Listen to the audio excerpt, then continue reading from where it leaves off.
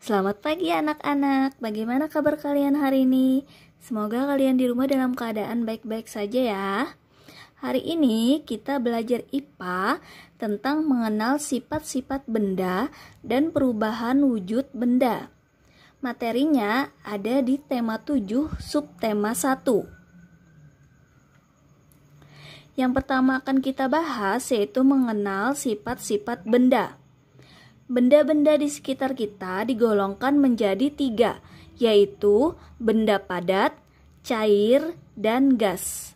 Kamu pasti memiliki banyak benda di sekitarmu yang berwujud padat. Kamu dapat memegangnya dan memindahkannya tanpa mengubah bentuk aslinya. Benda padat dapat diubah dengan beberapa perlakuan seperti diberi panas, diberi tekanan tinggi, atau diberi perlakuan fisik seperti menggunting, menekan, melipat, dan menyobek. Wujud berikutnya adalah cair. Benda cair biasanya berada dalam sebuah wadah seperti bak kamar mandi, baskom, gelas, atau ketel air. Ketika benda cair itu dipindahkan, ia akan berubah mengikuti wadahnya. Jika wadahnya berlubang, benda cair akan mengalir keluar dari wadahnya. Jika kamu melihat sungai atau air terjun, air yang ada di dalam badan sungai akan mengalir dari tempat yang lebih tinggi ke tempat yang lebih rendah.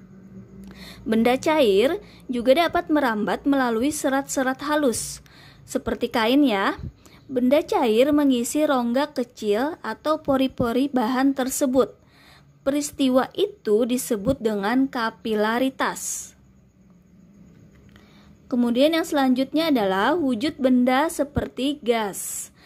Manusia dapat memasukkan dan mengeluarkan gas dari dalam tubuhnya pada saat bernapas. Manusia menghirup gas oksigen dan mengeluarkan gas karbon dioksida. Dengan memahami sifat gas, manusia menciptakan parfum atau minyak wangi untuk menyebarkan bau dari gas yang dikeluarkan dari wadah parfum tersebut. Nah, yang selanjutnya akan kita bahas yaitu tentang perubahan wujud benda. Yang pertama yaitu membeku. Membeku adalah perubahan wujud benda cair menjadi benda padat. Perubahan ini terjadi karena suhu di lingkungan menjadi dingin. Benda cair akan membeku jika suhunya di bawah 0 derajat Celcius. Yang kedua adalah perubahan wujud yaitu mencair. Mencair adalah perubahan wujud benda padat menjadi benda cair akibat suhu yang panas. Contohnya, lilin yang dinyalakan beberapa saat kemudian akan meleleh menjadi cair. Yang ketiga, menguap adalah peristiwa berubahnya benda cair menjadi benda gas. Peristiwa ini dijumpai ketika kamu berada di dapur saat ada yang melakukan kegiatan masak-memasak. Pada saat air dipanaskan di atas api kompor, dalam beberapa saat air akan mendidih. Yang nomor 4 yaitu mendidih adalah contoh terjadinya penguapan atau perubahan dari benda cair ke gas, dan pada saat yang sama terjadi pengurangan volume air. Kemudian yang kelima adalah mengembun. Mengembun adalah peristiwa perubahan wujud gas menjadi cair. Pada waktu gas mengembun, gas melepaskan kalor karena terjadi penurunan suhu di sekitarnya. Contohnya, peristiwa pengembunan yang terjadi di pagi hari. Peristiwa mengembun ini terjadi karena uap air dalam udara menyentuh permukaan seperti permukaan daun atau benda lainnya. Yang keenam, menyublim.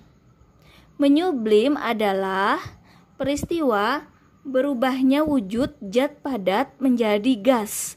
Contohnya, kapur barus yang diletakkan dalam lemari lama-lama akan habis. Kapur barus akan berubah menjadi gas. Gas tersebut dapat memberikan aroma wangi pada lemari. Yang ketujuh adalah mengkristal atau deposisi. Mengkristal atau deposisi adalah perubahan wujud gas menjadi padat. Contohnya, salju merupakan proses perubahan benda gas, yaitu uap air, menjadi benda padat, yaitu menjadi es. Pada siang hari, uap air berkumpul di atmosfer. Kumpulan uap air tersebut mendingin dan menggumpal membentuk awan.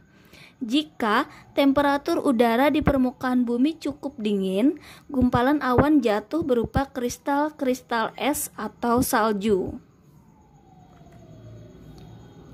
Nah, tugas kalian hari ini, yang pertama, apakah yang dimaksud dengan membeku? Yang kedua, tuliskan contoh perubahan wujud mencair. Yang ketiga, apakah yang dimaksud dengan mengembun?